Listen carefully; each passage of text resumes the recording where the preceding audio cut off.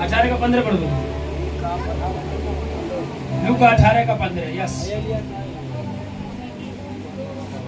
फिर लोग अपने बच्चों को भी उसके पास लाने लगे बच्चों को यीशु मसीह के पास लाने लगे। ओके। कि वह उन पर हाथ रखे, परंतु चेले देखकर उन्हें डांटा। यस। यीशु ने बच्चों को पास बुलाकर कहा, बालकों को मेरे पास आने दो और उन्हें मना मत करो, क्योंकि परमेश्वर का राज्य ऐसे ही का है। सब बोले आमीन। हालेलुया। परमेश्वर का राज्य यीशु का ही है। आमीन। यीशु का है, बच्चों के समान। फिर से पढ़िए। 17। हाँ नहीं, वही फिर से उसको शुरू से। हालेलुया। फिर लोग अपने बच्चों को भी उसके पास लाने लगे कि वह उन पर हाथ रखे, परंतु चेले ने देखकर उन्हें डांटा। देखो, बच्चों को भी उनके पास लाने लगे। इनके पास यीशु मसीह के पास के हाथ रख के बच्चों को, प्रभु जी मेरे बच्चों के लिए प्रार्थना कर दो, मेरी बेटी के लिए, मेरे बेटा के लाते थे उस जमाने में। आज इस कलीसिया में कितने लोग बच्चों को लाते हो कलीसिया में? अभी उस जमाने में तो लोग लाते थे कि बच्चों के ऊपर हाथ रखिए, बच्चों की आशीष मिलेंगे, बच्चों को बुद्धिमानी होती है, हमेशा आशीष बोलेंगे बच्चों के ऊपर हाथ रखकर, तो एक दिन बच्चा बड़ा हो जाएगा। अभी हालेलुया।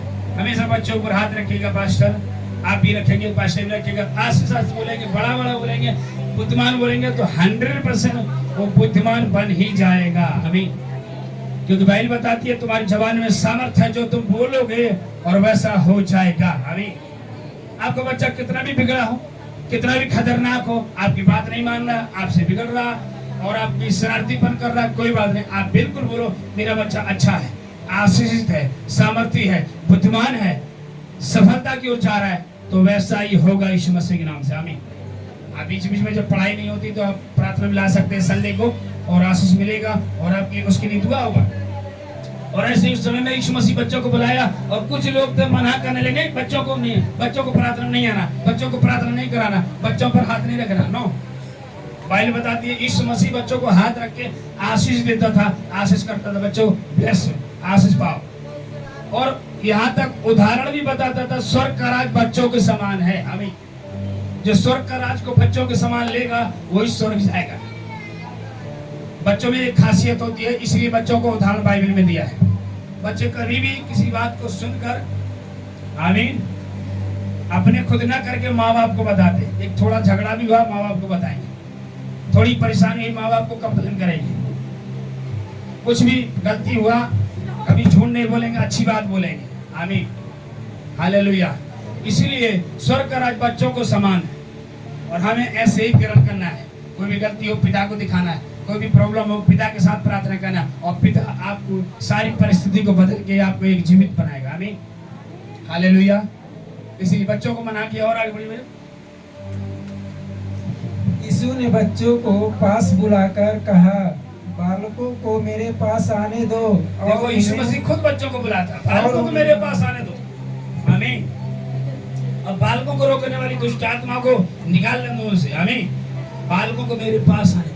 परमेश्वर नहीं चाहता कोई बहन या भाई बाँच रहे बिना बच्चे का, सबको चाहता है बच्चा रहे। हालेलुया।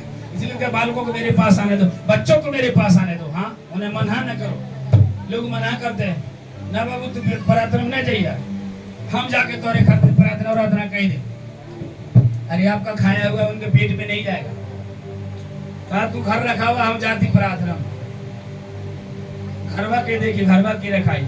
आपको जरूर बच्चों को बीच बीच में लेकर आना है, उसके लिए भी आशीष होगा प्रार्थना, और वो भी बड़े होकर आपके लिए आशीष बनेंगे। आपको चिल्लाना नहीं पड़ेगा, हे फलाना तो कि फलाना बेटवा पनिया दे, चिल्लाएगी नहीं पड़ी, वो खुद देगा। क्योंकि वचन की शिक्षा इतनी गहरी है, जब सीख जाएंगे ऑटोमेटिक आपको इतना आदर मिलेगा जो आपकी पीढ़ियों ने, किसी बच्चों ने नहीं दिया होगा। आमीन। इसलिए बच्चों को मेरे पास आने दो, मना न करो। आमीन। क्योंकि परमेश्वर का राज ऐसो ही का है। हालेलुया। आमीन। बच्चों का राज ऐसो का ही है। हालेलुया। बच्चों के समान है स्वर्ग राज, बच्चों के समान ग्रहण करना। जैसे बच्चे एक बच्चे से झगड़ा कर लेते, फिर उसके साथ बार बार खेल लेते हैं, एक